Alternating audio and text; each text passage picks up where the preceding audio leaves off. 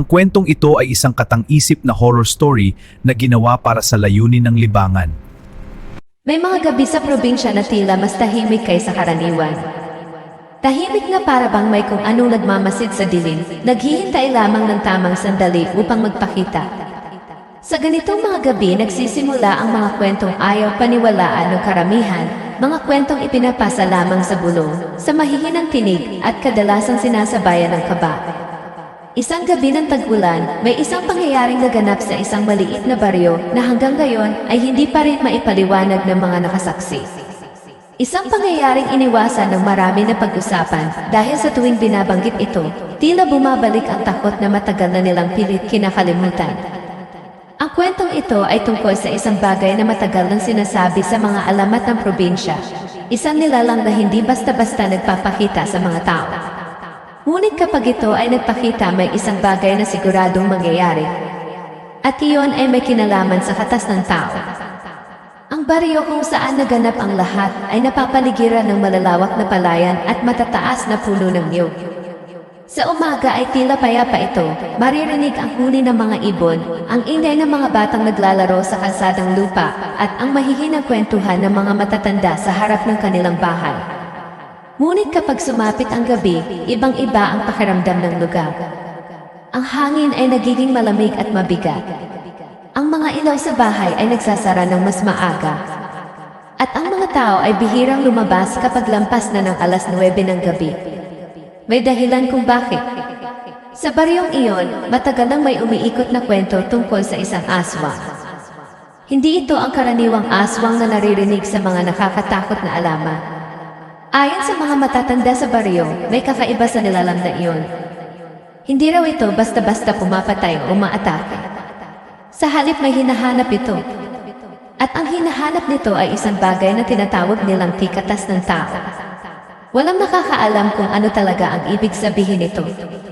May nagsasabing ito raw ay dugo. May nagsasabing ito ay lakas ng buhay ng isang tao. At may ilan namang nagsasabi na ito ay isang bagay na mas misteryoso pa kaysa doon. Dahil dito, maraming kabataan sa baryo ang lumaki na may takot sa dilim.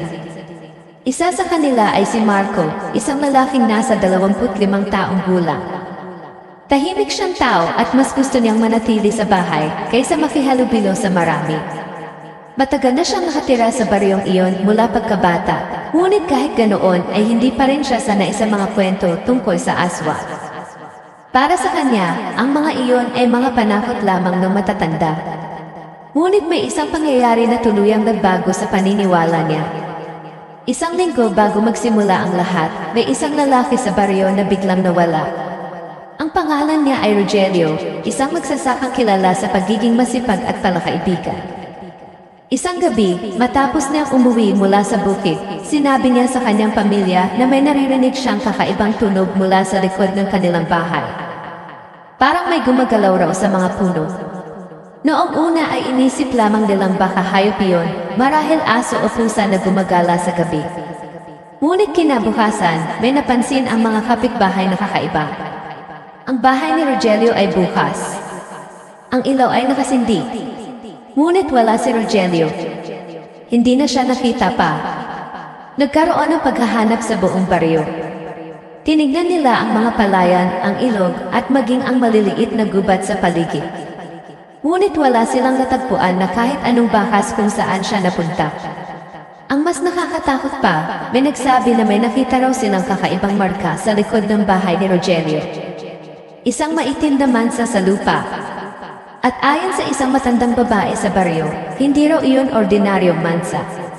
Tahimik niyang sinabi ang isang salitang matagal nang kinatatakutan ng mga tao sa lugar na iyon.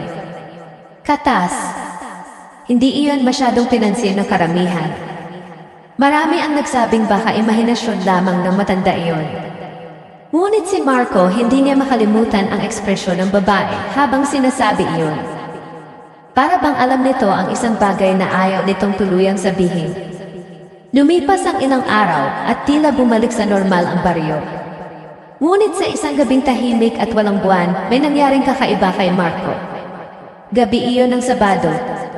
Umuulan ng bahagya at ang buong baryo ay balot ng manipis na hamog. Nasa loob siya ng kanyang bahay, nakaupo malapit sa bintana habang nakikinig sa tunog ng ulan sa bubong. Bigla siyang nakarinig ng isang tunog mula sa labas. Isang mahina ngunit malinaw na kaluskos. Sa una ay hindi niya ito pinansin. Marahil ay hangin lamang iyon o sanga ng puno na gumagalaw. Ngunit maya-maya narinig niya ulit. Kaluskos. Mas malapit na ngayon. Tumayo si Marco at sumilip sa bintana. Madilim ang paligid.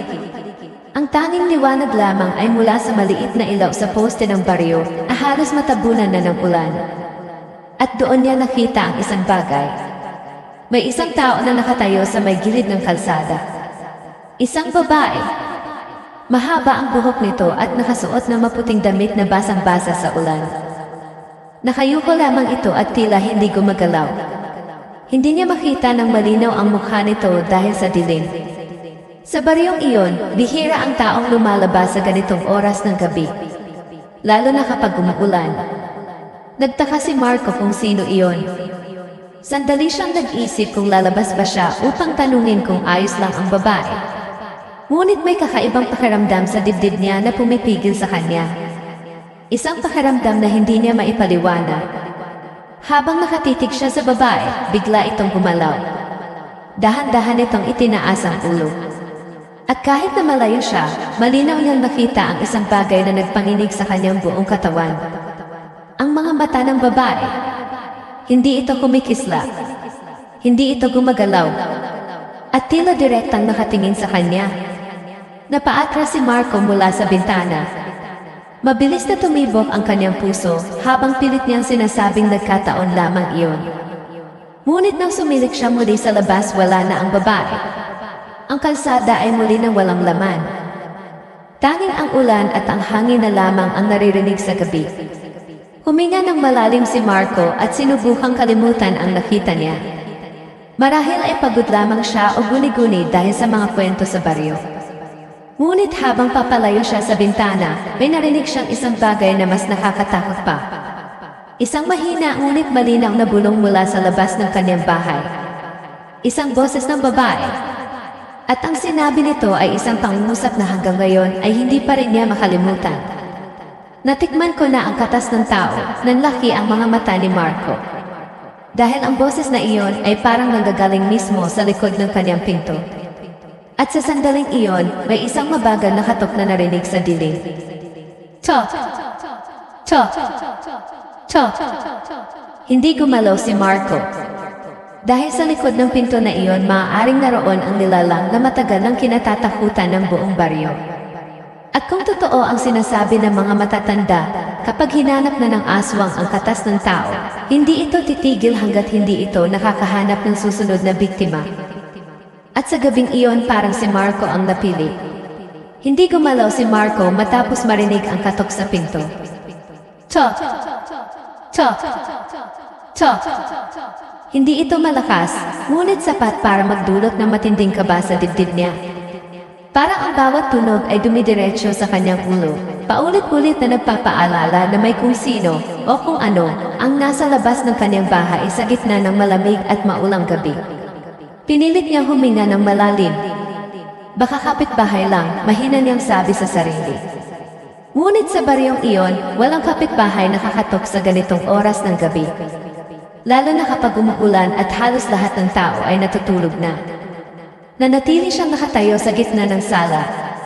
Ang ilaw ng maliit na bumbilya sa kisame ay bahagyang kumikislap na parang anumang oras ay maaaring mamatay. Pagkatapos ng ilang segundo, muling narinig ang boses. Mahina! Parang bulong na halos tinatangay ng hangin.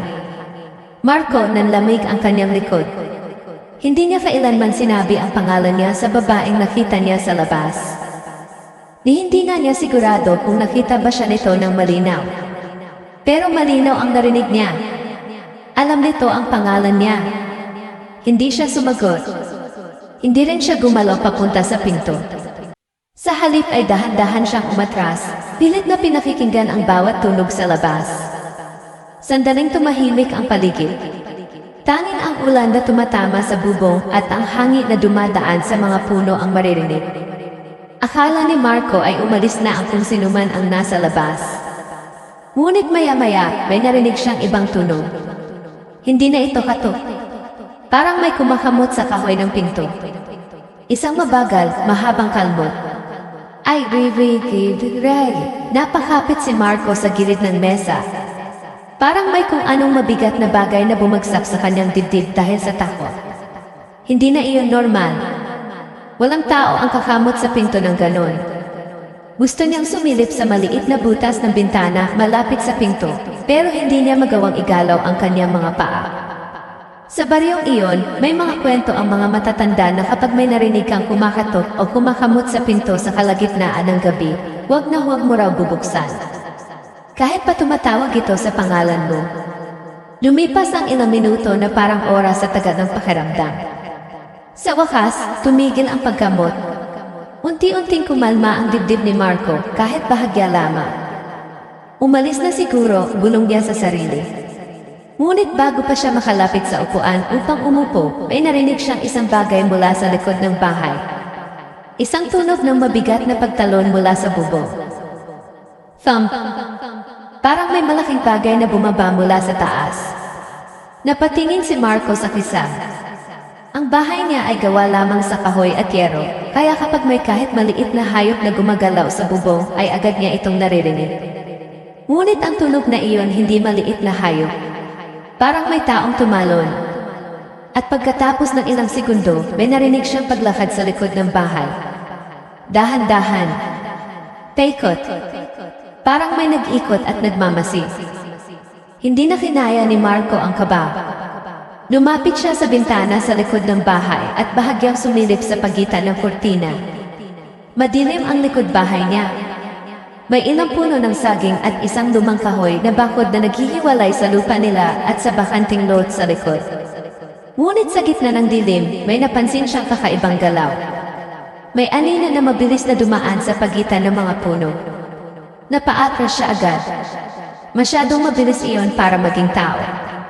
At masyadong malaki para maging aso o pusa. Sa baryong iyon, may isang bagay na matagal nang kinatatakutan ng mga tao. Isang nilalang na kayang umakyat sa bubong, tumalon sa mga puno, at gumalaw sa dilim na parang hangin. Ang mga matatanda ay may iisang tawag lamang doon. Aswang. Ngunit ayon sa mga kwento, hindi lahat ng aswang ay pare-pareho. May ilan na nagiging hayop, may ilan na nagiging ibon, at may ilan na kayang magmukhang ordinaryong tao sa umaga. Ngunit ang pinaka-nakakatakot sa lahat ay ang mga aswang na hindi agad nagpapakita ng tunay nilang anyo. Kinabukasan, halos hindi nakatulog si Marco. Nang sumikat ang araw, sinubukan niyang kumbinsihin ang sarili na baka imahinasyon lamang niya ang lahat. Pagod siya. Maulan ang gabi. Madilim ang paligid. Madaling magkamali ang isip kapag pagod. Ngunit habang lumalabas siya ng bahay upang kumuha ng tubig sa poso, may napansin siyang kakaiba sa pinto. May mga gasgas sa kahoy. Mahahaba at malalim. Parang ginawa ng matutulis na kuko. Nanlaki ang mga mata ni Marco. Hindi iyon guni-guni. Totoo ang nangyari kagabi. Habang nakatingin siya sa mga gasgas, may narinig siyang boses mula sa likod. Marco! Napalingon siya. Nandoon ang kapitbahay niya si Mang Ernesto, isang matandang lalaki na matagal nang nakatira sa baryo. Tahimik itong nakatingin sa pinto. Napansin din ito ang mga gasgas. May kumatok ba kagabi? Tanong ng matanda. Hindi agad sumagot si Marco. Parang may babae po. Sandaling tumahimik si Mang Ernesto. Parang may iniisip ito na ayaw niyang sabihin. Hindi mo binuksan, diba? Umiling si Marco. Hindi po. Huminga ng malalim ang matanda. Maganda iyon. Nagtaka si Marco sa tono ng boses nito. Bakit po? Hindi agad sumagot si Mang Ernesto. Sa halip ay tumingin ito sa paligid para bang sinisigurado na walang ibang nakakarinig sa kanila. Pagkatapos ay mahina itong nagsalita. May mga bagay sa baryong ito na hindi dapat pinapansin kapag gabi. Mas lalo pang nagtaka si Marco. Yung babaeng nakita ko, sino po kaya yon? Hindi sumagot ang matanda. Sa halip ay nagtanong ito ng ibang bagay. Napansin mo ba kung anong itsura ng mata niya? Nanlamig ang pakiramdam ni Marco. Naalala niya ang eksaktong sandali na iyon. Ang paraan ng pagtitig ng babae sa kanya. Hindi kumikislap. Hindi gumagalaw. Parang patay na mata. Dahan-dahan siyang tumango. Matagal na tumahimik si Mang Ernesto. Pagkatapos ay sinabi nito ang isang bagay na mas lalong nagpalala sa kaba ni Marco. May nawawala na naman kasi. Napakunot ang noo ni Marco. Na naman po. Si Lando, sagot na matanda. Yung tindero sa kanto. Parang biglang lumamig ang hangin sa paligid. 2 tao na ang nawawala sa baryo sa loob lamang ng ilang linggo. At pareho silang nawala sa gabi. Napansin ni Marco na mas naging seryoso ang mukha ng matanda. May narinig ka bang sinabi yung babae kagabi? Nag-alinlangan si Marco. Pero naalala niya ang bulong na iyon. Ang mga salitang halos hindi niya gustong ulitin. May sinabi po siya, natikman ko na ang katas ng tao. Biglang nagbago ang ekspresyon ni Mang Ernesto. Para bang iyon mismo ang kinatatakutan niyang marinig. Kung ganoon, bulong ng matanda. Hindi na niya tinapos ang sasabihin. Sa halip ay tumingin siya sa likod ng bahay ni Marco. Sa direksyon ng bakanting lote na puno ng matataas na damo at mga puno. Marco, mahina niyang sabi. Po, simula ngayon huwag kang lalabas ng bahay kapag gabi. Mas lalo pang kinabahan si Marco. Bakit po? Sandaling tumahimik ang matanda bago sumagot. Dahil sa baryong ito. Kapag may nakatikim na ng katas ng tao, unti-unti niyang itinaas ang tingin kay Marco. Hindi iyon titigil sa isa lang. At sa sandaling iyon, may narinig silang pareho. Isang mahinang kaluskos mula sa bakanting lot sa likod ng bahay. Parang may taong nakatayo roon nakatingin sa kanila. Nanatiling nakatitig sina Marco at Mang Ernesto sa bakanting lot sa likod ng bahay. Ang matataas na damo ay bahagyang gumagalaw dahil sa hangin, ngunit may kakaibang pakiramdam na parang may ibang dahilan kung bakit may gumagalaw doon. Hindi sila nagsalita sa loob ng ilang segundo. Pagkatapos ay dahan-dahang naglakad si Mang Ernesto palapit sa bakod na naghihiwalay sa lot at sa bakura ni Marco. Sumunod si Marco kahit na may mabigat na kaba sa kanyang dibdib. Baka pusa lang, sabi ni Marco kahit na halatang hindi siya kumbinsido sa sarili niyang sinabi. Hindi sumagot ang matanda. Nang makarating sila sa bakod, sinilip nila ang loob ng bakanting lote. Tahimik ang paligid. Ang lupa ay basa pa mula sa ulan kagabi at ang mga puno ng saging ay bahagyang yumuyuko dahil sa hangin. Wala silang nakitang tao. Ngunit may isang bagay na agad napansin ni Mang Ernesto. May bakas ng paa sa puti. Hindi ito maliit na bakas tulad ng sa bata o babae. Malaki ito, parang bakas ng paa ng isang matangkad na tao. Ngunit ang kakaiba ay kung saan ito nanggagaling. Ang mga bakas ay tila nagsimula sa gitna ng lot, hindi mula sa kalsada o sa gilid ng bakod. Parang may biglang lumapag mula sa taas. Napakunot ang noo ni Marco. Bakit parang galing sa ere? Mahina niyang tanong. Hindi sumagot si Mang Ernesto, ngunit mas lalo nitong pinagsikapan na pagmasdan ang lupa. Pagkatapos ay dahan-dahan itong tumingin sa bubong ng bahay ni Marco. Nanlamig ang pakiramdam ni Marco. Doon ba galing, bulong niya? Hindi ko alam, sagot na matanda. Pero hindi normal ang bakas na iyan. Habang nakatingin sila sa mga marka sa lupa, may biglang sumigaw mula sa kabilang kalsada. Ernesto! Napalingon sila pareho. Si Aling Rosa, isang babaeng nasa 50 taong gulang na kapitbahay din nila, ay naglalakad papunta sa kanila habang halatang nagmamadali. Halos singalin ito nang makarating sa tapat ng bahay. May balita ka na ba? Tanong niya kay Mang Ernesto. Anong balita? Si Lando hindi pa rin umuwi. Napabuntong hininga si Mang Ernesto. Para bang inaasahan na niya iyon. Akala namin umuwi na kagabi, dagdag ni Aling Rosa. Sabi ng asawa niya, nagsara daw ng tindahan si Lando bandang 10:00 ng gabi. Pero hanggang ngayon, wala pa rin siya sa bahay. Mas lalo pang sumikip ang dibdib ni Marco. 2 tao na ang nawawala. At pareho silang huling nakita sa gabi. May nakita ba kayong kakaiba kagabi? Tanong ni Aling Rosa. Nagkatinginan sina Marco at Mang Ernesto. Nag-alinlangan si Marco kung sasabihin ba niya ang nangyari. Ngunit bago pa siya makapagsalita, nagsalita na ang matanda. Wala, maikli nitong sagot. Napansin ni Marco na tila sinadya ng matanda na hindi banggitin ang tungkol sa babaeng nakita niya. Pagkatapos ng ilang sandali, umalis si Aling Rosa upang balikan ang ibang kapitbahay. Nang mawala na ito sa kalsada, saka lamang nagsalita si Marco. Bakit po hindi niyo sinabi? Tahimik si Mang Ernesto habang nakatingin pa rin sa bakanting lot. Hindi lahat ng tao sa baryo handang makarinig ng ganitong kwento, sagot niya. Kapag kumalat ang takot, mas lalong magiging magulo ang lahat. Hindi na nakapagsalita si Marco. Maghapon siyang hindi mapakali. Kahit anong gawin niya, paglilinis ng bahay, pagkuha ng tubig, o simpleng pag-upo, palagi niyang naiisip ang nangyari kagabi. Ang babaeng nakatayo sa ulan. Ang bulong sa labas ng pinto. At ang mga gasgas sa kahoy. Pagsapit ng hapon, nagsimula nang magtipon ang ilang tao sa baryo upang pag-usapan ang pagkawala ni Lando. May mga nagsasabing baka umalis lamang ito papunta sa ibang lugar.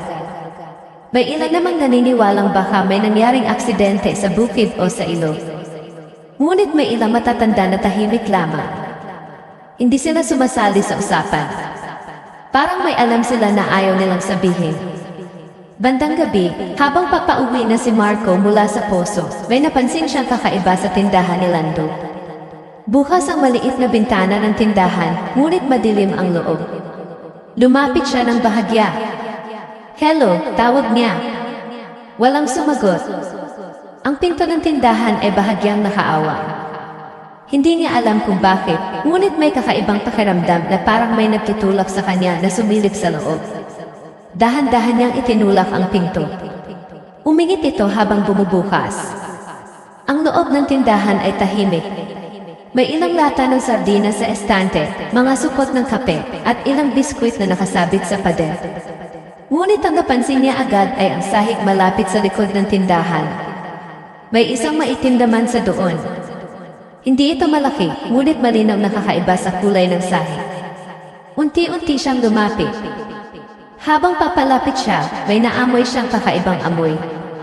Isang matamis ngunit mabigat na amoy na hindi niya maipaliwanag. Parang bulok ngunit hindi rin. Nanalamig ang pakiramdam ni Marco habang nakatitig sa mansa. Naalala niya ang sinabi ng matandang babae ilang araw na ang nakalipas. Katas. Biglang may narinig siyang kaluskos mula sa likod ng tindahan. Napalingon siya agad. May maliit na pintuan doon na papunta sa likod bahay ni Lando.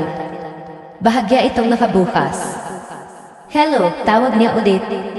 Walang sumagot.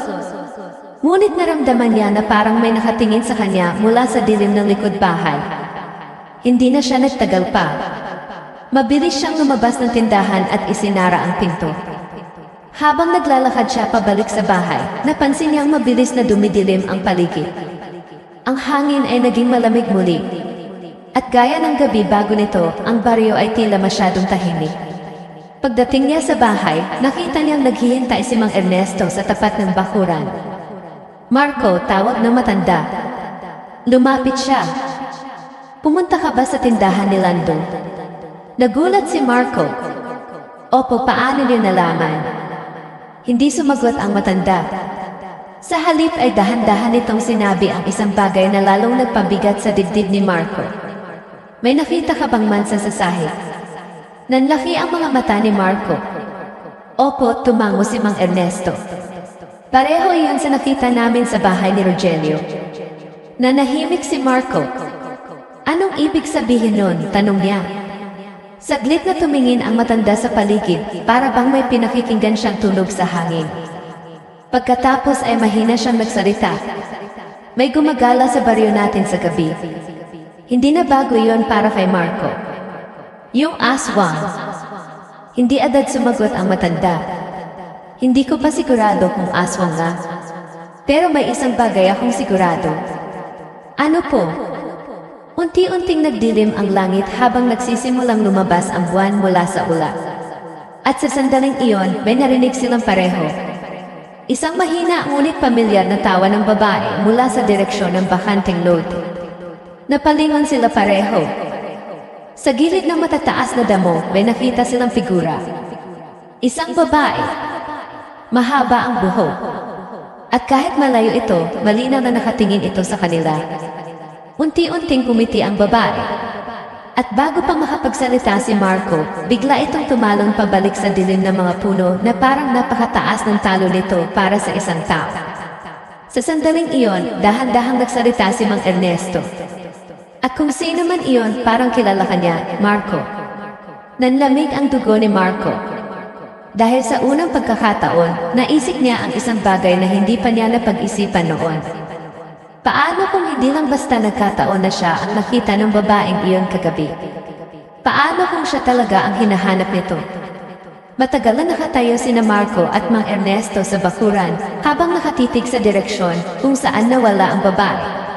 Ang hangin ay biglang naging malamig at ang mga dahon ng saging sa bakanting lot ay patuloy na gumagalaw kahit tila wala namang malakas na hangin. Hindi agad nagsalita si Marco. Parang nanigas ang katawan niya matapos makita ang hindi pangkaraniwang talo ng babae. Hindi yun normal, mahina niyang sabi. Tahimik si Mang Ernesto. Ang mga mata nito ay nakatuon pa rin sa dilim ng lot na parang may inaasahan itong muling lalabas. Lumipas ang ilang segundo. Pagkatapos ay biglang may narinig silang kaluskos mula sa kabilang gilid ng lote. Napalingon si Marco agad. Parang may dumaan na mabilis sa pagitan ng mga puno. May gumagalaw, bulong niya. Dahan-dahang umatras si Mang Ernesto at hinawakan ang braso ni Marco. Pumasok ka na sa loob ng bahay, sabi nito. Bakit po? Hindi agad sumagot ang matanda. Sa halip ay tumingin ito sa itaas ng puno ng mangga na nasa gilid ng bakanting lot. Hindi lang siya nag-iisa, mahina nitong sabi. Nanlamig ang likod ni Marco. Anong ibig niyong sabihin? Bago pa makasagot ang matanda, may narinig silang isang tunog na parehong nagpatigil sa kanila. Isang mabilis na paggalaw sa bubong ng bahay ni Marco. Thud! Parang may mabigat na bagay na lumapag doon. Napatingala si Marco. Narinig niya ang mahinang paggapang sa ibabaw ng yero. Ay, parang may gumagapang na may matutulis na kuko. Napaatras si Marco nang hindi namamalayan. Hindi iyan maaaring pusa o aso. Masyadong mabigat ang tunog. Mang Ernesto, bulong niya. Hindi na nagsalita ang matanda. Sa halip ay mabilis nitong hinila si Marco papasok sa bahay at isinara ang pinto. Isara mo lahat ng bintana, utos nito. Agad namang ginawa ni Marco ang sinabi. Isa-isa niyang isinara ang mga bintana habang patuloy niyang naririnig ang paggalaw sa bubong. Minsan ay parang tumatakbo. Minsan ay parang gumagapang. At paminsan-minsan ay may tunog na parang kumakamot sa yero. Habang ginagawa iyon ni Marco, napansin niyang nanginginig ang mga kamay niya. Hindi siya sanay sa ganitong takot. Pagkatapos maisara ang huling bintana, bumalik siya sa sala kung saan nakatayo si Mang Ernesto. Tahimik ang matanda habang nakikinig sa mga tunog sa bubong. Mang Ernesto, sabi ni Marco. Ano ba talaga yon? Saglit na tumingin sa kanya ang matanda. Kung ano man yon, matagal na iyang nasa baryo natin. Pero bakit ngayon lang nangyayari to? Hindi agad sumagot ang matanda. Sa halip ay tinanong siya nito. Marco, may naaalala ka bang kakaiba sa pamilya mo? Nagulat si Marco sa tanong. Sa pamilya ko po. Kahit anong kwento na hindi mo masyadong naintindihan noon. Napaisip si Marco. Lumaki siyang halos walang alam tungkol sa nakaraan ng pamilya niya. Namatay ang mga magulang niya noong bata pa siya at pinalaki lamang siya ng isang tiyahin na matagal nang lumipat sa Maynila. Ang baryong ito ang naging tanging tahanan niya. Wala po akong maalala, sagot niya. Tahimik si Mang Ernesto. Ngunit bago pa siya makapagsalita, biglang tumigil ang mga tulog sa bubong. Naging tahimik ang paligid. Masyadong tahimik. Parang biglang nawala ang anumang gumagalaw sa taas. Napatingin si Marco sa kisam. Umalis na ba? Tanong niya. Hindi sumagot ang matanda. Sa halip ay unti-unti itong lumapit sa pinto. Sandali lang, sabi nito. Mang Ernesto, huwag niyo pong buksan. Hindi pa man niya natatapos ang sasabihin. Biglang may narinig silang mahina, ngunit malinaw na katok mula sa bintana. Chok! Chok! Chok! Nanlaki ang mga mata ni Marco. Ang katok ay hindi mula sa pinto. Galing ito sa bintana sa gilid ng bahay. Dahan-dahang napalingon si Marco. Ang kurtina sa bintana ay bahagyang gumagalaw. Parang may tao sa labas na nakatayo roon. Hindi na niya gustong lumapit, pero parang may kung anong humihila sa kanya. Marco, mahina niyang narinig. Ang boses ng babae. Parehong boses na narinig niya kagabi. Marco, buksan mo. Napaatras siya agad. Hindi ko bubuksan, sigaw niya. Saglit na tumahimik ang boses. Pagkatapos ay marahang tumawa. Isang mabagal at malamig na tawa na nagbigay ng panginginig sa kanyang buong katawan. Hindi mo na kailangang magbukas, mahina nitong sabi mula sa labas. Kasi alam ko na kung nasaan ka. Biglang pumalabog ang bubong muli. Thud! Parang may tumalon mula sa taas pababa sa likod ng bahay. Kasunod nito ay narinig nila ang mabilis na pagtakbo sa paligid ng bahay. Parang may umiikot sa kanila. Hindi isa, kundi dalawa. Napatingin si Marco kay Mang Ernesto. Pareho nilang naririnig ang mga yabag sa magkabilang gilid ng bahay. Dalawa sila, bulong ni Marco. Dahan-dahang tumango ang matanda. Kanina ko pa nararamdaman. Mas lalong bumilis ang tibok ng puso ni Marco. Kung isa lang ang nilalang na iyon, baka may paraan pa para umiwas. Pero kung dalawa, parang wala na silang matatakbuhan. Biglang may kumalabog sa likod ng bahay. Bang! Parang may sumubok buksan ang pintuan sa kusina. Napaatras si Marco. Mang Ernesto, tumahimik ka, sabi ng matanda. Nakinig silang mabuti. Maya-maya ay narinig nila ang boses ng babae muli. Ngunit ngayon, hindi na ito bulong. Malinaw itong nagsasalita. Matagal na kitang hinahanap, Marco, na nalamig ang pakiramdam niya habang naririnig ang mga salita. Hindi kita kilala, sigaw niya. Tumawa muli ang babae. Hindi mo nga ako kilala, pero kilala kita. Napahawak si Marco sa ulo niya. Hindi niya maintindihan kung bakit siya ang tinutukoy ng nilalang na iyon. Bakit ako? Sigaw niya. Tahimik ang paligid sa loob ng ilang segundo. Pagkatapos ay marahang nagsalita ang babae mula sa labas.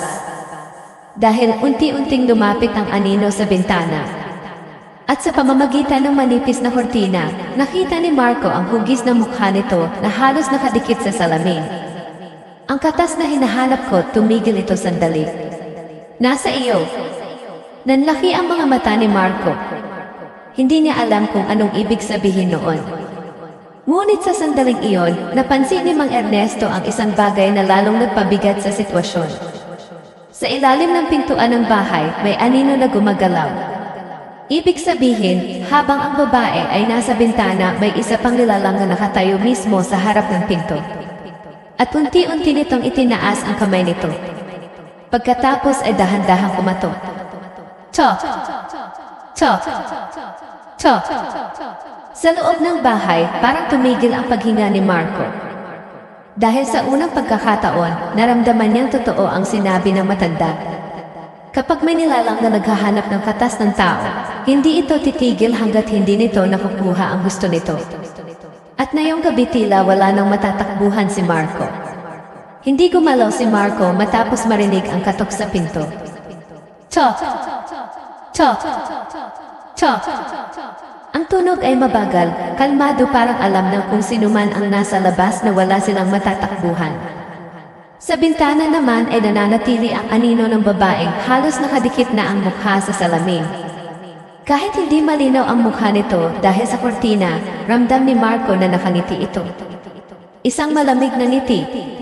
Mang Ernesto, bulong ni Marco, halos hindi lumalabas ang boses. Ngunit hindi agad sumagot ang matanda. May kakaiba sa itsura ni Mang Ernesto. Hindi ito nakatingin sa pinto. Hindi rin sa bintana. Nakatitig ito kay Marco.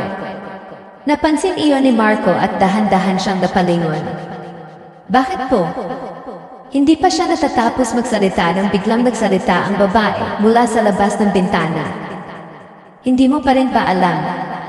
Mahina ang boses nito, ngunit malinaw sa tahimik na gabi. Alamang alin, nanginginig na tanong ni Marco. Tumawa muli ang babae. Ngunit ngayon, may kakaibang tono ang tawa nito, parang may kasamang pangmutya. Ang totoo mong dugo. Nanlaki ang mga mata ni Marco. Anong ibig mong sabihin? Biglang nagsalita si Mang Ernesto. Ngunit hindi ito tulad ng dati niyang boses. Mas mababa. Mas mabigat. Matagal ko nang gustong sabihin sa'yo, dahan-dahang napalingon si Marco sa matanda. At sa unang pagkakataon, may napansin siyang kakaiba. Ang mga mata ni Mang Ernesto ay tila masyadong madilim. Parang walang kislap. Parang hindi normal. Hindi lang siya ang naghahanap sa'yo, Marco, sabi ng matanda. Mas lalong pumilis ang tibok ng puso ni Marco. Ano pong ibig niyong sabihin? Tahimik ang bahay sa loob ng ilang segundo. Pagkatapos ay nagsalita ang babae sa labas. Sabihin mo na sa kanya. Tutal oras na rin naman. Dahan-dahang huminga si Mang Ernesto. Marco, sabi nito, hindi ka basta ordinaryong tao. Para bang tumigil ang oras sa sandaling iyon? Ano? Ang pamilya mo, pagpapatuloy ng matanda, ay matagal nang konektado sa mga nilalang na gumagala sa baryong ito. Hindi makapaniwala si Marco. Hindi totoo yan. Ngunit hindi na siya sigurado sa sarili niyang sinabi. Dahil sa loob-loob niya, may mga alaala siyang hindi niya kailanman naintindihan. Mga panaginip noong bata pa siya. Mga kakaibang pakiramdam tuwing gabi. At ang babaeng nasa labas, sabi ni Mang Ernesto habang nakatingin sa bintana, ay hindi basta aswang lang. Tumawa muli ang babae. Salamat, Ernesto. Nanlaki ang mga mata ni Marco. Kilalang kilala mo siya, tanong niya. Tahimik ang matanda. Pagkatapos ay dahan-dahan itong nagsalita. Matagal na. Nanlalamig ang buong katawan ni Marco. Anong ibig niyong sabihin? Hindi agad sumagot si Mang Ernesto. Sa halip ay naglakad ito papunta sa bintana. Mang Ernesto, wag, ngunit huli na. Dahan-dahang hinawi ng matanda ang kurtina. Sa unang pagkakataon, nakita ni Marco ng malinaw ang babae. Maputla ang balat nito.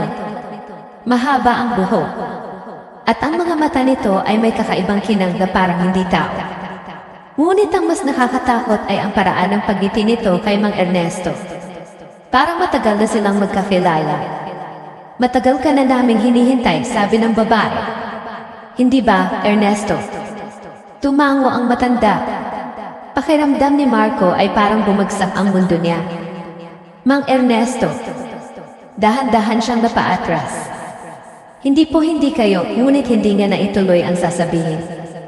Dahil biglang nagbago ang mukha ng matanda. Hindi literal na nagbago ang anyo nito. Ngunit may kakaibang ekspresyon na ngayon, parang matagal nang nawala ang pagiging mabait na kapitbahay. Hindi ako nagsinungaling sa'yo, sabi ni Mang Ernesto. Pinoprotektahan kita. Pinoprotektahan, halos sumigaw si Marco. Paano naging proteksyon to? Tumawa ang babae sa labas. Hindi mo pa rin naiintindihan. Hindi ka namin hinahanap para patayin, Marco. Napahinto si Marco. Kung hindi, dahan-dahang umiti ang babae. Para kumpletuhin. Mas lalo siyang naguluhan. Kumpletuhin ang ano? Tahimik ang paligid. Pagkatapos ay nagsalita si Mang Ernesto. Ang dugo. Nanlaki ang mga mata ni Marco. Ang lola mo, pagpapatuloy ng matanda ay isa sa amin. Parang sumabog ang utak ni Marco sa narinig. Hindi impossible. Ngunit hindi pa doon natapos ang sinabi ni Mang Ernesto. At ang dugo niya na sayo. Ang babae sa labas ay dahan-dahang tumango. Kaya espesyal ang katas mo. Nanlamig ang buong katawan ni Marco. Kaya pala iyon ang sinabi ng babae noon. Ang katas na hinahanap ko nasa iyo. Biglang kumalabog ang pinto. Bang! Napalingon si Marco. Ang aninong kanina ay nasa ilalim ng pintuan ay tila gumalaw. Hindi lang kami ang naghahanap sa iyo, sabi ng babae. Ano pa? Tanong ni Marco na halos mawalan na ng lakas. May iba pa. Biglang may narinig silang malakas na sigaw mula sa malayo sa baryo. Sigaw ng takot. Sigaw ng tao. Napalingon si Marco sa direksyon ng kalsada. At sa loob ng ilang segundo, narinig niya ang sunod-sunod na kaluskos sa mga bubong ng mga bahay sa paligid. Thud! Thud! Thud! Parang may maraming nilalang na gumagalaw sa gabi. Unti-unting lumawak ang ngiti ng babae. Gutom na sila. Mas lalo pang bumilis ang tibok ng puso ni Marco.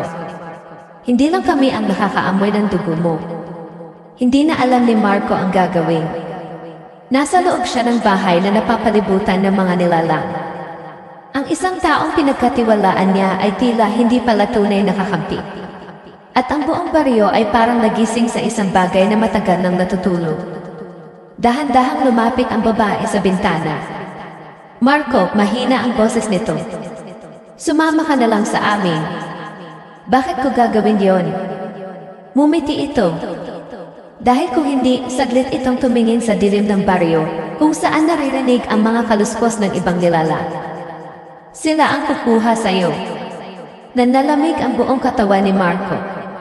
Pakiramdam niya ay parang nakulong siya sa isang bangungot na wala ng gising. At sa sandaling iyon, may isang tanong na tila gusto niyang isigaw sa buong mundo. Kung ikaw ang nasa ganitong sitwasyon, ano ang gagawin mo? Mananatili ka ba sa loob ng bahay kasama ang isang taong maaaring hindi mo na mapagkatiwalaan? O lalabas ka sa gabi kung saan naghihintay ang mga nilalang na gutom sa dugo mo? Sa tingin mo ba makakaligtas pa si Marco sa baryong ito? O simula pa lang ito ng mas madilim na kapalaran na matagal nang nakatadhana sa kanya? Habang tumitindi ang hangin sa labas at dumarami ang mga yabag sa bubong ng mga bahay, isa lang ang malinaw. Hindi na ito simpleng kwento ng isang aswang. Ito ay kwento ng dugo. At ang dugo na iyon ay nasa loob ni Marco. Nanatiling nakatayo si Marco sa gitna ng sala habang naririnig ang sunod-sunod na kalabog sa mga bubong ng mga bahay sa baryo. Parang unti-unting lumalapit ang mga tunog sa bahay niya. Bawat yabag sa yero ay parang martilyong tumatama sa dibdib niya. Sa bintana, nananatiling nakangiti ang babae. Sa loob naman ng bahay ay nakatayo si Mang Ernesto, ang taong matagal niyang pinagkatiwalaan. Pakiramdam ni Marco ay parang gumuho ang lahat ng alam niyang totoo. Sumama ka na sa amin, ulit ng babae mula sa labas. Mahina ang boses nito, ngunit may kakaibang lakas na parang direktang pumapasok sa isip ni Marco. Hindi, sigaw niya. Halos mapunit ang lalamunan niya sa takot at galit. Napatingin sa kanya si Mang Ernesto. Hindi galit ang mukha nito. Hindi rin masaya. Parang matagal na nitong alam na darating ang sandaling ito. Marco, sabi ng matanda, makinig ka sa akin. Hindi na ako makikinig, sigaw ni Marco. Niloko ninyo ako. Sa labas ng bahay ay biglang narinig ang mas malakas na kaluskos. Thud! Thud! Thud! Parang may 3 o 4 na nilalang na tumalon sa bubong. Ang yero ay bahagyang yumuko sa bigat. Mabilis na tumingin ang babae sa itaas. Wala na tayong masyadong oras, sabi nito. Mang Ernesto, sabihin mo na sa kanya. Huminga ng malalim ang matanda. Pagkatapos ay tumingin ito diretso kay Marco. Hindi kita niloko, sabi nito. Pinoprotektahan kita. Sa ganitong paraan, sigaw ni Marco. Pinapalibutan ninyo ako ng mga halimaw. Biglang may kumamot sa bubong. Scratch. Parang may matutulis na kuko na dumudula sa yero. Ang babae ay bahagyang sumimangot. Gutom na sila, sabi nito. Mang Ernesto, kung hindi siya sasama, kukunin nila siya. Nanlalamig ang katawan ni Marco. Hindi ako sasama sa inyo, sabi niya. Ngunit sa loob-loob niya, ramdam niyang unti-unting naubos ang mga pagpipilian niya. Dahan-dahang lumapit si Mang Ernesto. Marco, mahina nitong sabi. Ang dugo mo ay kalahating tao at kalahating katulad namin. Hindi. Pero tutu. Tumigil sandali ang matanda. Pagkatapos ay nagsalita muli. Ang dahilan kung bakit kanila hinahanap ay hindi lang dahil sa katas ng dugo mo. Kung hindi dahil sa iyo, pwede silang maging mas malakas. Nanlaki ang mga mata ni Marco. Ano? Sa sandaling iyon, biglang may malakas na kalabog sa pintuan. Bang! Nagulat silang lahat. Bang! Muling umuga ang pinto. May kung anong malakas na nilalang sa labas na sinusubukang pumasok. Ang babae sa bintana ay biglang napatingin doon. Hindi sila maghihintay, sabi nito. Sa bubong ay may narinig silang isa pang pagtalon. Thud! Parang may bumaba sa likod ng bahay. Napaatras si Marco hanggang sa sumandal siya sa dingding. Pakiramdam niya ay parang unti-unting sumisikip ang bahay. Wala na siyang matatakbuhan. Kung hindi ka sasama sa amin, sabi ng babae, sila ang kukuha sa iyo. Nanlaki ang mga mata ni Marco. Pareho lang yon. Umiling ang babae. Hindi. Kung sasama ka sa amin, mabubuhay ka. Sa likod ng pinto ay narinig nila ang mababang uwal ng nilalang. Parang hayop na gutom. Pero kung sila ang makakakuha sa iyo, hindi na nito tinapos ang sinabi. Biglang may nabasag sa bubong. Crack! May maliit na butas na lumitaw sa ero. May maitim na kamay na may mahahabang kuko ang sumilip doon. Napasinghap si Marco. Hindi na niya kinaya.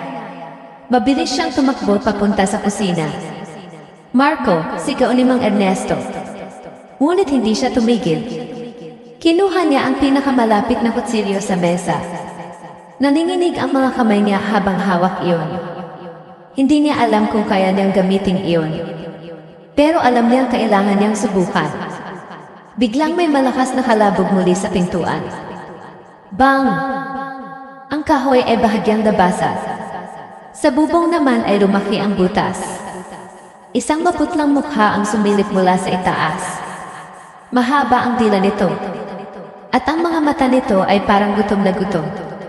Marco, sigaw ni Mang Ernesto. Makinig ka sa akin. Ngunit sa halip na sumagot, sumigaw si Marco. Lumayo kayo si akin. Bigla siyang tumakbo papunta sa sala. At sa isang iglap, binuksan niya ang pinto. Nagulat si Mang Ernesto. Marco, wag. Ngunit huli na. Bumukas ang pinto.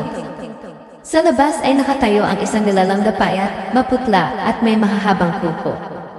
Ngunit bago pa ito makagalaw, biglang sinaksak ni Marco ang sarili niyang kamay. Napasinghap si Mang Ernesto.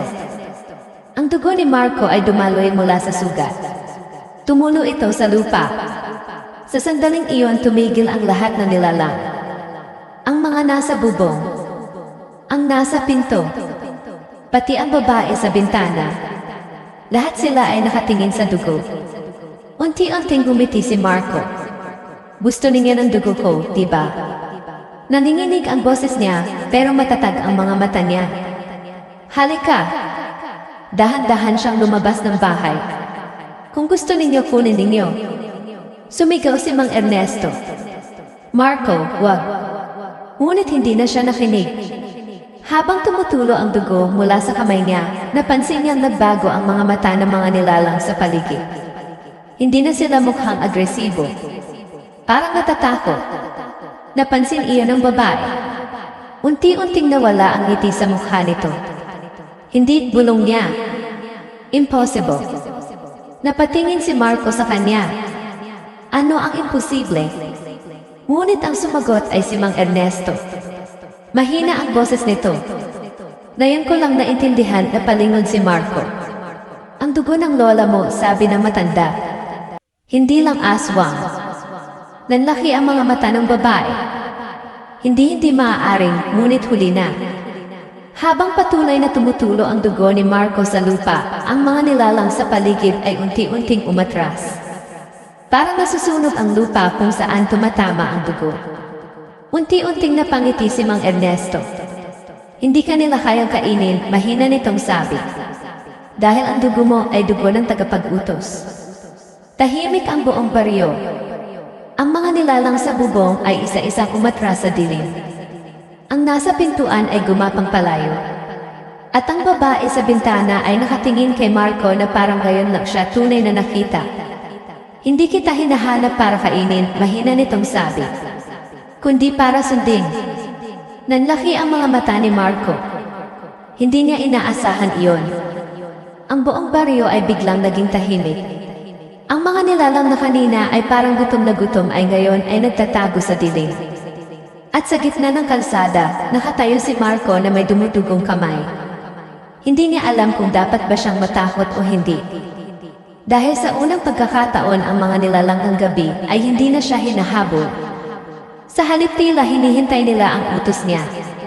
Unti-unting humupa ang hangin sa paligid ng baryo, ngunit ang katahimikan na pumalit ay mas nakakatakot kaysa sa mga ingay na narinig nila kanina. Nakatayo si Marco sa gitna ng madilim na daan habang hawak pa rin niya ang maliit na anting-anting na ibinigay sa kanya ng matandang si Mang Elias bago ito mawala sa gubat. Naninginig ang kanyang kamay, hindi lamang sa lamig ng gabi, kundi sa bigat ng lahat ng nangyari. Sa likod niya ay ang lumang bahay kung saan nagsimula ang lahat, ang bahay na inakala niyang pansamantalang pahingahan lamang noong dumating siya sa baryo para magbakasyon.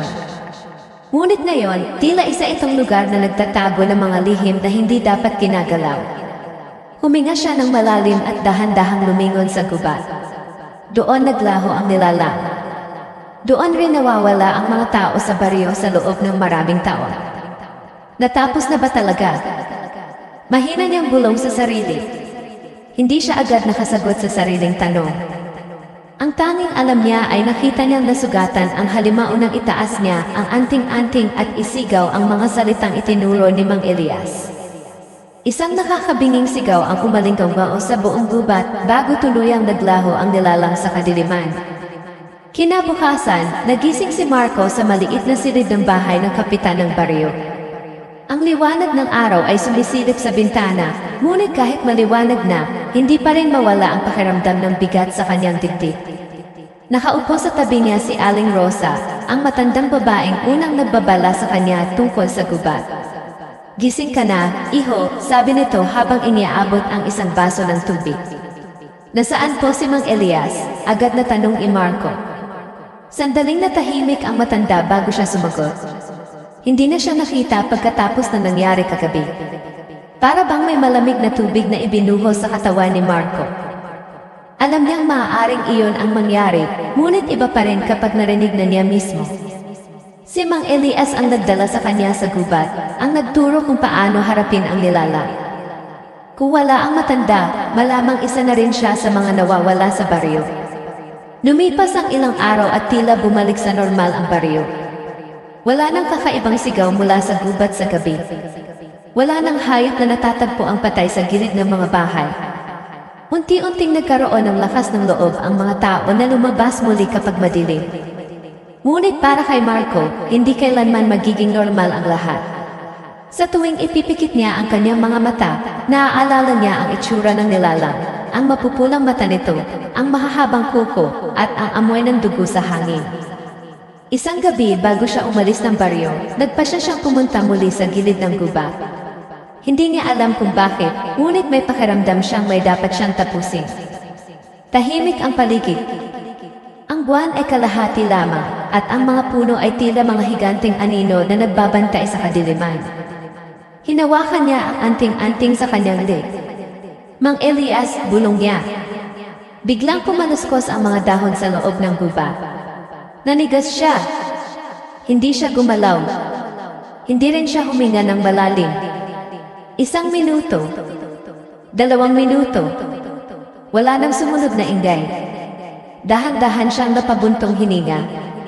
Marahil ay hangin lamang. Ngunit bago pa siya tuluyang makatalikod, may narinig siyang pamilyar na boses mula sa loob ng dilim. Marco, nanlaki ang kanyang mga mata. Boses iyon ni Mang Elias. Mang! Elias, naninginig niyang sagot. Walang lumabas na tao mula sa gubat. Sa halip, isang mahinang ungol ang narinig niya. Pagkatapos ay isang tunog ng mabigat na paghinga.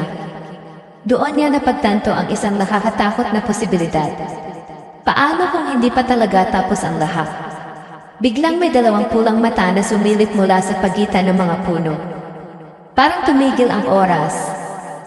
Ang dilalang ay hindi lumabas ng buo sa liwanag ng buwan, ngunit sapat na ang nakita ni Marco upang makilala ito. Ang parehong mga mata. Ang parehong presensya. Ngunit may isang bagay na mas nakakatakot. Ang anyo nito ay tila mas pamilyar. Isang kamay ang dahan-dahang lumabas mula sa dilim. Kamay ng tao. At sa pulso nito ay nakasuot ang parehong pulang tali na laging suot ni Mang Elias. Napaatras si Marco habang mabilis na tumibok ang kanyang puso. Mang Elias. Biglang umiti ang nilalang, isang ngiti na hindi kailanman maaaring manggaling sa isang normal na tao. Hindi mo ba naisip, paos nitong sabi, na may dahilan kung bakit ako lang ang nakakaalam kung paano ito lalabanan? Parang pinagsakluban ng langit at lupa si Marco. Ang taong nagligtas sa kanya, ang taong nagturo sa kanya, ay maaaring bahagi pala ng sumpa ng gubat. Mabilis siyang tumakbo palayo. Hindi na siya lumingon kahit isang beses. Kinabukasan, umalis siya ng baryo. Hindi na siya nagpaalam sa maraming tao. Hindi na rin niya ipinaliwanag ang buong katotohanan sa kanila. Ang sinabi na lamang niya ay natapos na ang problema. At sa loob ng maraming linggo matapos niyang bumalik sa lungsod, pilit niyang kinumbinsi ang sarili na tama iyon. Ngunit ang mga gabi ay hindi naging madali. Madalas siyang magising dahil sa bangungot. Sa bawat panaginip, naririnig niya ang parehong boses mula sa gubat. At isang gabi, habang nakahiga siya sa kanyang apartment, may narinig siyang mahinang tunog sa labas ng kanyang bintana. Isang kaluskos. Parang may gumagapang sa pader. Pinilit niyang huwag pansinin. Ngunit maya-maya pa, may narinig siyang mahinang bulong. Marco, nanlamig ang kanyang katawan. Dahan-dahan siyang bumangon mula sa kama at lumapit sa bintana. Hindi niya alam kung bakit, ngunit may pakiramdam siyang kailangan niyang tingnan. Pagbukas niya ng kurtina, una niyang nakita ang sarili niyang refleksyon sa salamin ng bintana. Pagkatapos ay ang madilim na kalye sa ibaba. Walang tao. Ngunit habang papatayin na sana niya ang ilaw sa silid, may napansin siyang kakaiba sa refleksyon sa salamin. May isa pang anino sa likod niya. Isang matangkad na anino na hindi niya kasama sa silid.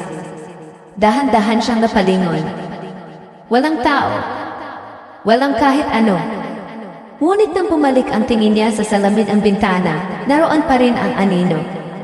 At sa loob ng salamin, dahan-dahang lumapit ang dalawang pulang mata sa kanyang likod. Isang malamig na bulong ang sumunod. Hindi ka pa rin nakakatakas. Napapikit si Marco habang mabilis na tumibok ang kanyang puso. At sa sandaling iyon, napagtanto niya ang pinakamasakit na katotohanan. Hindi niya nadala ang sumpa palabas ng baryo. Ang sumpa ang sumunod sa kanya. Kung ano man ang nilalang na iyon, hindi pa ito tapos. At marahil, hindi na ito kailanman matatapos. Kung umabot ka hanggang dito sa kwento, ano sa tingin mo ang totoong nangyari kay Mang Elias? Siya ba talaga ang halimaw, o isa lamang siyang taong matagal nang kinain ng sumpa ng gubat? At kung ikaw si Marco, babalik ka ba sa baryo upang tuluyang tapusin ang lahat o tatakbo ka na lamang habang buhay? I-comment mo ang iyong teorya. At kung gusto mong malaman kung ano ang mangyayari kay Marco sa susunod, baka kailangan na nating gumawa ng susunod na kabanata ng kwentong ito. Dahil may mga kwento na hindi nagtatapos. Naghihintay lamang sila sa dilim.